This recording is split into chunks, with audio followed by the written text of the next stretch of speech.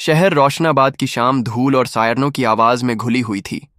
बाजार के मोड़ पर भीड़ किसी अनदेखे खिंचाव से ठिठकती और फिर बहती चली जाती, और इसी बहाव के बीच टूटी सी चप्पलों और फीकी पीली दुपट्टे वाली एक लड़की, जिसकी आंखें किसी पुख्ता फैसले की तरह स्थिर थीं, लाठीधारी इंस्पेक्टर देशराज के सामने आकर रुकी तो उसने पहले तो उसे नजरअंदाज किया, फिर जैसे किसी अजीब बेचैनी से खींच कर पूछा, किसकी खोज में भटक रही हो?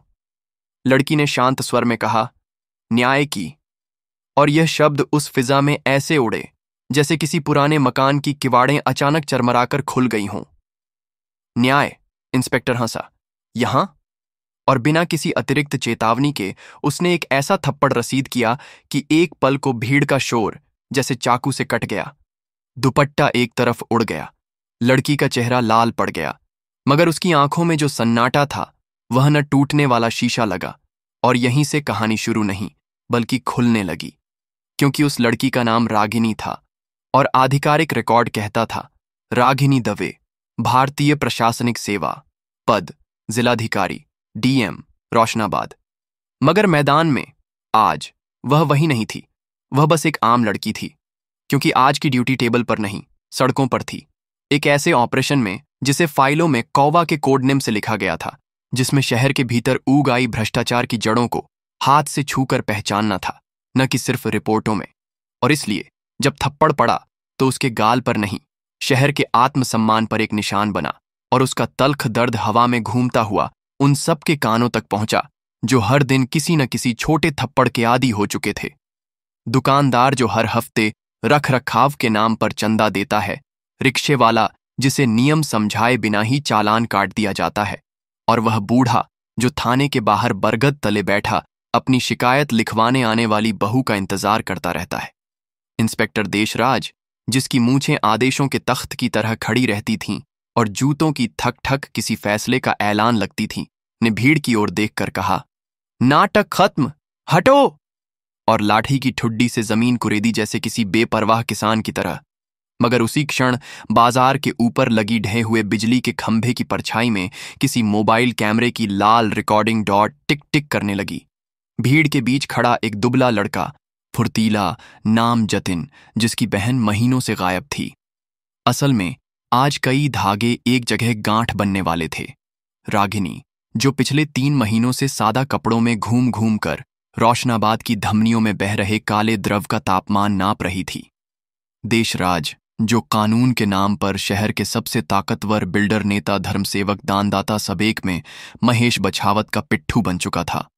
और वो ठंडी गोदामें जहां रात के अंधेरों में न सिर्फ नकली दवाएं, शराब और हथियार उतरते थे, बल्कि और भी कुछ जिसे कोई नाम देना नहीं चाहता था। थप्पड़ के बाद एक सांस जैसी रुक गई, फिर बहसबाजी की एक धार निकली। कहाँ का न्याय, कौन सा अधिकार? देशराज गरजा, चल थाने।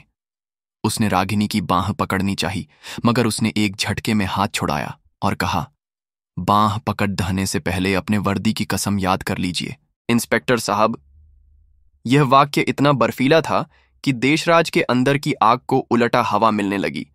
उसे लगा जैसे यह कोई आम झगड़े की लड़की नहीं, बल्कि शब्दों को सबूत की तरह रखने वाली कोई प्रशिक्षित दिमाग है।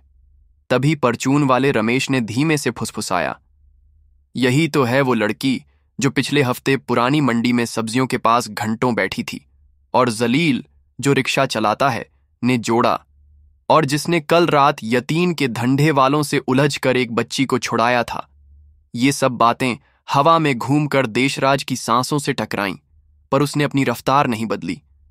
किसके कहने पर घूम रही है? किसके पैसे पर? नाम क्या है? रागिनी, उसने कहा। बाकी सब थाने में बताऊंगी, जहां कैमरा बंद नहीं होता। उसके स्वर का ये अंतिम हिस्सा समझने वाला कम था, पर जो समझ गए वे चौकन्ने हो गए।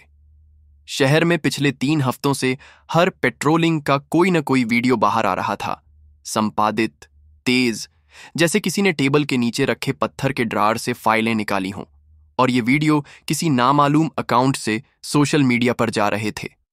देशराज को पता था कि ये सब महेश बछावत के लिए खतरा है, क्योंकि बछावत को इस बार विधानसभा की टिकट पवित्र दिखाकर लेनी थी। यहां से कहानी का असली ताना बाना खुलता है। डीएम रागिनी का ऑपरेशन कौवा दरअसल किसी एक अफसर या एक सीक्रेट नोट से नहीं, बल्कि अनाथालय में पल रही 3 बच्चियों की आंखों से शुरू हुआ था। मिन्नी, चंदा और किशोरी, जिन्हें पिछले साल हटिया बोर्डिंग से अचानक बेहतर सुविधा के नाम पर दूसरे आश्रम भेज दिया गया था और फिर वहां से 2 लड़कियां दत्तक चली गईं। कागज सही, मुहर सही, मगर रियलिटी में उनका कोई ठिकाना नहीं मिला। रागिनी ने पहली फाइल खोलते ही एक सुराग पकड़ा। सारे कागजों में एक ही ट्रैवल एजेंसी का सहयोग था और उस एजेंसी का ऑफिस था पुरानी तालाब रोड पर, जहां रात के समय गाड़ियों की आवाजाही असामान्य रूप से ज्यादा थी। ट्रैवल एजेंसी का मालिक यतीन वासवाणी, जो महेश बछावत के सेवा शिविरों का स्थायी प्रबंधक बताया जाता था। ये सब रागिनी को पता था, मगर शहर को नहीं। शहर के लिए तो वह आज बस एक लड़की थी जिस पर इंस्पेक्टर का हाथ उठ गया था, और यही उसकी सबसे खूबसूरत, सबसे खतरनाक सुरक्षा थी, अदृश्य होना। थप्पड़ के ठीक बाद उसने किसी को फोन नहीं किया, कोई कार्ड नहीं दिखाया, बस अपनी पलकें झपकाए बिना देशराज की आंखों को देखते हुए एक कदम पीछे हट गई, जैसे शिकार नहीं शिकारी दूरी नापता है। भीड़ में खड़े जतिन की उंगलियां मोबाइल पर कस गईं। उसके कैमरे ने थप्पड़ की आवाज कैद कर ली थी और वह जानता था कि शहर में सबसे तेज भागने वाली चीज खबर नहीं, वीडियो होता है। पर उसने अपलोड बटन दबाने से पहले इंतजार किया। उसे अपनी बहन श्रेया की याद आ गई, जो 4 महीने पहले फैशन शो के नाम पर कैसल मैरिज हॉल में गई और फिर कभी लौटी नहीं। पुलिस ने कहा घरेलू विवाद या भागकर शादी, मगर जतिन को विश्वास था कि श्रेया की गुमशुदगी का धागा उसी यतीन से जुड़ा है। इस बीच देशराज ने 2 सिपाहियों को इशारा किया, जीप लाओ और इसे रागिनी मुस्कुराई। कानून सिखाइए या वो जो आप रोज सिखाते हैं? सवाल एक नहीं था, कुल्हाड़ी के कई धार थे। इतने में दूर से सायरन नहीं, कई बाइक के एग्जॉस्ट की कर्कश आवाजें सुनाई दीं। यतीन के लड़के टाइगर राइडर्स गैंग के नाम से मशहूर, बाजार में ऐसे घूमते जैसे पिंजरे में घूमते भेड़िए। उनकी जैकेटों पर कढ़ाई था, सेवाकर्मी, और उनकी आंखों में था, कौन रोकेगा। भीड़ थोड़ी किनारे सरक गई, पर किसी ने भागा नहीं। शायद सब जानना चाहते थे कि यह खेले जाने वाला नाटक आज कहां तक जाएगा। रागिनी ने दुपट्टा समेटकर कंधे पर रख लिया। उसके हथेली पर थप्पड़ की गर्मी अभी भी धड़क रही थी, और उसी गर्मी में उसने अपने यादगारों की तस्वीरें साफ देखीं। मिन्नी का डर, चंदा के कांपते होंठ, किशोरी का फुसफुसाकर कहा जाना, दीदी वहां नीचे कमरे हैं जिनमें खिड़कियां नहीं। और साथ ही याद आया वह नक्शा जो उसने पुरानी तालाब रोड के गोदामों के पीछे की नाली के ढक्कनों पर बनाया था। एक अजीब जाल, जैसे किसी मकड़ी ने ईंटों के बीच धागे ताने हों। देशराज ने कदम बढ़ाया। नाम क्या बताया था? रागिनी। और बाप? वह रुक गई, पलकें झुकीं। भारत सरकार। भीड़ में हल्की सी हंसी, मगर तुरंत थम गई। देशराज को पहली बार शक सा हुआ कि यह सामान्य नहीं। तभी किसी ने धीरे से कहा, ये वही है क्या? कौन? Madam, DM madam. वाक्य अधूरा रह गया, क्योंकि रागिनी ने अपने होंठों पर उंगली रखकर चुप का संकेत कर दिया। आज प्रकट होना मिशन नहीं, मिशन का विध्वंस होता। और तभी वह हुआ जिसकी किसी ने उम्मीद नहीं की थी। रागिनी ने आगे बढ़कर देशराज की वर्दी के कॉलर पर लगी छोटी सी धूल को उंगलियों से झाड़ दिया, जैसे कोई बेहद करीबी ऐसा हक रखता है। इस स्पर्श में अपमान नहीं, चेतावनी थी। उसने इतने करीब होकर कहा कि सिर्फ वही सुन सके, आज रात अगर पुरानी तालाब रोड के शटर नहीं टूटे तो कल सुबह तुम्हारी वर्दी टूटेगी, और यह वादा है, कानूनी, लिखित, रिकॉर्डेड। देशराज चौंका। रिकॉर्डेड? और उसी समय किसी अनदेखे कोने से ड्रोन की मध्यम भनभनाहट सुनाई दी। छोटा, खिलौना सा, पर उसकी आंख में लगा लेंस ऐसी जगह देख रहा था जहां इंसान की गर्दन नहीं घूमती। वह ड्रोन पिछले 20 मिनट से सब देख रहा था, थप्पड़, भीड़, रागिनी का न झुकना। और वह ड्रोन किसी स्थानीय जोकर का नहीं, राज्य के विशेष जांच प्रकोष्ठ का था, जिसे रागिनी ने हफ्तों पहले अनुरोध कर टास्क ट्रायल के नाम पर रोशनाबाद में लगाया था। ड्रोन की फीड सीधे जिला कंट्रोल रूम में जा रही थी, जहां ड्यूटी ऑफिसर उप कलेक्टर प्रियांश पसीने और कॉफी के बीच कुर्सी से चिपके बैठे ध्यान से देख रहे थे। वे जानते थे कि आज या तो यह कहानी शहर को साफ कर देगी या कीचड़ को और गाढ़ा। इस बीच टाइगर राइडर्स उतरकर घेरा बना चुके थे। उनके बीच से एक लंबा सा लड़का, आंख पर बोसे की तरह कटा हुआ निशान, आगे आया। नाम क्या है? कानून। कानून कागज पर होता है, सड़क पर हम होते हैं, उसने कहा और उंगलियां चटकाईं। माहौल का तापमान अचानक बदल गया, जैसे हवा में सूखे घास के टुकड़े आग पकड़ने को बेचैन हों। पर उसी क्षण कुछ ऐसा हुआ जिसने हवा का रुख मोड़ दिया। भीड़ में से बूढ़ी अम्मा, जो रोज बरगद तले बैठती हैं, उठीं और आगे आकर रागिनी के सामने खड़ी हो गईं। बिटिया, चल मेरे पीछे। और अपने थैले से एक छोटी सी शीशी निकाली, गंगा जल। उन्होंने 2 बूंदें रागिनी के माथे पर छिड़कीं। जितना ये लोग दिखते हैं उतने बड़े नहीं, और जितनी तू दिखती है उससे बड़ी है। भीड़ में फुसफुसाहट, टाइगर राइडर्स के चेहरों पर क्षण भर के लिए संकोच। देशराज ने लाठी उठाई। अम्मा! लाठी हवा में अटकी और उसी समय बाजार के ऊपर लगे लाउडस्पीकर से क्रैकिंग आवाज आई। ध्यान दें, यह जिला नियंत्रण कक्ष से प्रसारण है। सबके सिर ऊपर। पुरानी तालाब रोड के गोदाम नंबर 17 और 18 सील किए जाते हैं। किसी भी पुलिसकर्मी द्वारा वहां बाधा पहुंचाने पर सस्पेंशन और मुकदमा। ये आवाज प्रियांश की थी। देशराज के माथे पर नस उभरी। किसने अनुमति दी? डीएम कार्यालय। स्पीकर चुप। सबकी निगाह एक साथ उसी आम लड़की पर टिक गई, रागिनी। वह अब भी मुस्कुरा नहीं रही थी, केवल देख रही थी। उसके भीतर की योजना एक एक करके अपने नाखून बाहर निकाल रही थी। पहला, सार्वजनिक दृश्य। दूसरा, लाइव रिकॉर्ड। तीसरा, आधिकारिक आदेश। चौथा, क्या था? चौथा था एक गवाह, जिसका नाम का खुलासा किसी ने नहीं किया, जो पिछले 6 महीनों से यतीन के नेटवर्क का हिस्सा बनकर सबूत जमा कर रहा था। और वह गवाह आज यहीं भीड़ में था, मगर किस रूप में, ये कोई नहीं जानता था। शायद वह वही सब्जी वाला जो अपनी तराजू पर हमेशा 900 ग्राम देता है। शायद वह वही चूड़ी बेचने वाली जो हर तीसरे शब्द के बाद अल्लाह कहती है। शायद वह वही फोटोस्टेट वाला जो हर पन्ने की कॉपी रखते रखते अब कागजों की आंखें पड़ने लगा है। देशराज ने देखा कि खेल हाथ से निकल रहा है। उसने मोबाइल निकाला और किसी को कॉल लगाया। साहब, मामला बिगड़ रहा। नहीं, हाँ, वही लड़की। उस तरफ से आवाज आई। भीड़ तितर बितर करो, पुरानी तालाब रोड तक कोई न पहुंचे, हमारी गाड़ी आ रही है। यह आवाज महेश बछावत की थी और उसमें घबराहट थी, जैसे किसी ने उनकी हवेली के मंदिर में राख उड़ा दी हो। पर सड़क पर घबराहट नहीं, बेचैनी थी। और इस बेचैनी में रागिनी आगे बढ़कर टाइगर राइडर्स के घेरे को अपने कंधे से हल्का सा धक्का देती हुई उस दिशा में चल पड़ी जहां पुरानी तालाब रोड को जाने वाला संकरा गलीकट है। भीड़, जो निश्चेष्ट दर्शक थी, धीरे धीरे चल पड़ी। जतिन ने अपलोड बटन दबा दिया। वीडियो उड़ा शहर की गट्ठरों में, छलांग लगाकर। 2 मिनट में 50, 5 में 5000। और उसी के साथ शुरू हुआ एक अजीब खेल। हर दुकान के बाहर से, हर घर की खिड़की के भीतर से छोटे छोटे फोन बाहर आए और कैमरे चमकने लगे। आज रोशनाबाद का डाउनलोड स्पीड नहीं, अपलोड स्पीड मायने रखती थी। देशराज समझ गया कि अब बात फोर्स से परे है। यह बात अब बयान बन चुकी है। मगर उसकी एक आदत थी, वह अंधेरे में भी रास्ता ढूंढ लेता था। उसने सिपाहियों को इशारा किया, गली के अंत में बैरिकेड लगाओ, और खुद तेज कदम से आगे बढ़ा। गली के दोनों ओर दीवारों पर पुराने पोस्टरों के नीचे नए रंग की झलक दिखती थी, जैसे किसी ने जल्दबाजी में ओरिजिनल मुल्जिम के चेहरों को पुताई से मिटाया हो।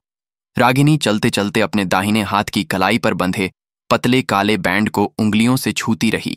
यह उसका पैनिक नहीं, प्रोटोकॉल था। 1 स्पर्श, ड्रोन लाइव। 2 स्पर्श, कंट्रोल रूम को धारा 144 के सुझाव। 3, क्राइम ब्रांच को ग्रीन चैनल। उसने 3 बार नहीं, 2 बार छुआ, और उसी समय शहर के 3 अलग अलग थानों में लगे वायरलेस पर एक मोर्स जैसी लाइन बजी। 144 एरिया, पुरानी तालाब रोड, प्रस्तावित। यह प्रस्तावित इतना था कि ईमानदार सब इंस्पेक्टर रजा ने कुर्सी से तुरंत उठकर अपनी टीम तैयार कर दी। कहानी का सबसे बड़ा बल यही था कि वह केवल एक अफसर की नहीं, कई छोटे ईमानदार दिलों की थी। जैसे जैसे गली की दीवारें पास आती गईं, वैसा वैसा सन्नाटा घना होता गया। ऊपर लटकते बल्बों का पीला प्रकाश एक एक चेहरा काटता हुआ निकलता। किसी ने धीमे में कहा, डीएम मैडम है, किसी ने कहा। नहीं, एक्टिविस्ट है, किसी ने। पागल है। पर सच्चाई अपने खुद के जूतों से चल रही थी। गली के अंत में बैरिकेड लग गए, पीली टेप, लोहे की चलित जाली। देशराज उसके सामने खड़ा था। वापस जाओ। आगे जाऊंगी। किसके आदेश से? कानून के। कानून मेरे पास है, कानून की आंखें मेरे पास। उसी क्षण ऊपर से ड्रोन एक पल के लिए इतना नीचे आया कि उसकी पंखुड़ी के साए ने देशराज के चेहरों पर हवा का छोटा थपका मारा। और तभी एक और आवाज आई, पुलिस की नहीं, मंद मगर भारी। रास्ता छोड़ दीजिए इंस्पेक्टर। यह आवाज बगल की अंधेरी सीढ़ियों से उतरे एक कद में छोटे मगर आंखों में रोशनी लिए आदमी की थी। सब इंस्पेक्टर रजा। उसने सलाम किया, मगर किससे? देशराज को नहीं। उसने सलाम भीड़ की ओर किया। धारा 144 लागू है, संगठित भीड़ आगे नहीं जाएगी, रजा ने कहा, और फिर रागिनी की ओर देखकर धीरे से बोला, मैडम, प्लान बी। देशराज के चेहरे का खून सिमट गया। इस एक मैडम में उसकी नींव हिल गई। भीड़ पर सन्नाटा। ये वही क्षण था जब किसी फिल्म का इंटरवल लगता है, पर यहां कहानी जारी रही।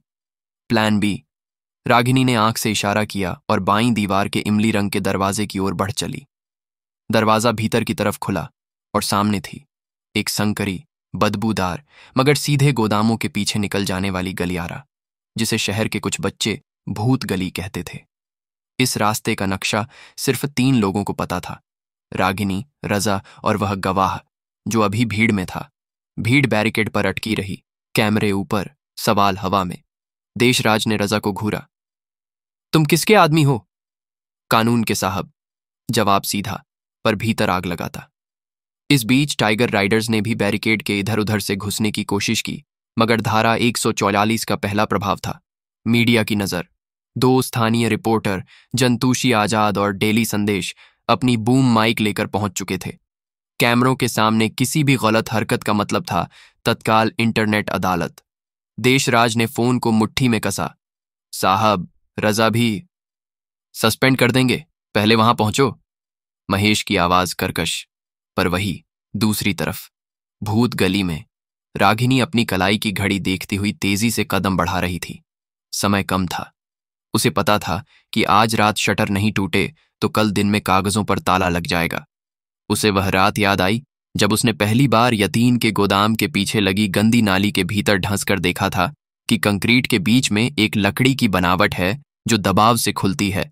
नीचे सीढ़ियां और सीढ़ियों के नीचे कमरे। उसे याद था उन कमरों की दीवारों पर टंगे गुलाबी पर्दे, जिनकी खुशबू में इत्र नहीं, डर मिला होता है।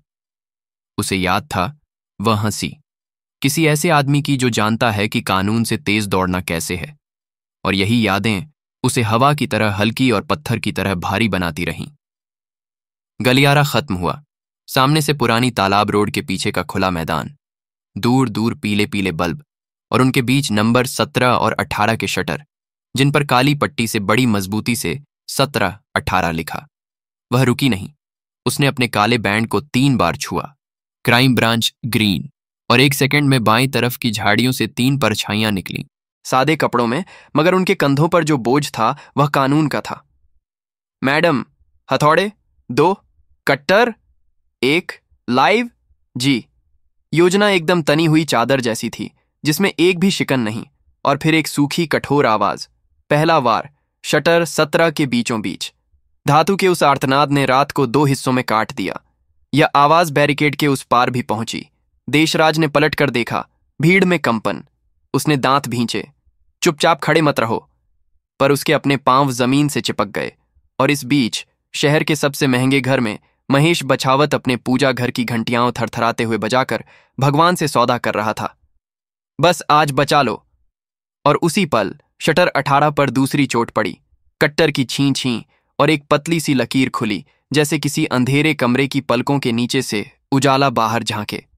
रागिनी ने गहरी सांस ली। आज सिर्फ स्टील नहीं, झूठ कट रहा था। वह जानती थी कि शटर के पीछे क्या है या क्या होना चाहिए, पर सच्चाई हमेशा वैसी नहीं दिखती जैसी फाइलें वादा करती हैं। अगले 3 सेकंड में कुछ भी हो सकता था। भीतर सन्नाटा, भीतर चीख, भीतर बंदूक, भीतर कुछ नहीं। लेकिन आज पीछे मुड़ना विकल्प नहीं था। उसने माइक को पिन चेक किया। कंट्रोल, एंट्री 17-18, रिकॉर्ड चालू। कंट्रोल टू मैदान, चालू। और इसी बीच गलियारे की छाया से कोई एक चेहरा उभरा, पतला मगर दृढ़, टोपी से आधा ढका, और उसने चुपचाप रागिनी के हाथ में एक छोटी सी चाबी रख दी। बस एक बार, उसने कहा, और भीड़ की तरफ वापस समा गया। यह वही गवाह था जिसके बिना आज की रात बस एक मीडिया स्टंट बन जाती। चाबी शटर 18 के किनारे लगते ही जो क्लिक हुआ वह किसी शंखनाद से कम नहीं था। रागिनी ने देशराज की दिशा में एक नजर उठाकर देखा। किलोमीटर भर दूर बैरिकेड, मगर नजरें मिल गईं। उसके चेहरे पर पहली बार मुस्कान आई, जैसे किसी ने कहा हो, चेक। और उसी क्षण शटर 18 उठने लगा, धीमे धीमे रगड़ता हुआ, और भीतर से आती एक गंध इत्र और जंग के बीच की। उधर बैरिकेड पर भीड़ ने सांस रोक ली। देशराज ने फोन गिरा दिया। Call cut. महेश की आवाज अब सिर्फ उसके कानों में मच्छर की तरह भिनभिना रही थी, और उस आधे उठे शटर की दराज से जो पहला साया बाहर आया वह इंसान का नहीं, किसी घूमते पंखे के ब्लेड का था। कमरे के अंदर हवा चल रही थी। यह संकेत था कि कोई अंदर है, जागता हुआ या दस्तावेज जलाता हुआ। रागिनी ने हथेली उठा दी। रुक। और अपने माथे पर गंगाजल की 2 बूंदों की ठंडक महसूस की। अम्मा की आशीष जैसे कवच बनकर आ गई हो। उसके होंठ हिले। अब। और 2 परछाइयां बिजली की तरह भीतर सरक गईं। बाहर वीडियो स्ट्रीम, भीतर सन्नाटा टूटने को। और अगले पल जो दिखने वाला था वही इस कहानी का पहला सच बनने वाला था। एक ऐसा सच जिसे सुनकर शहर सांस अंदर लेकर बाहर भूल जाएगा।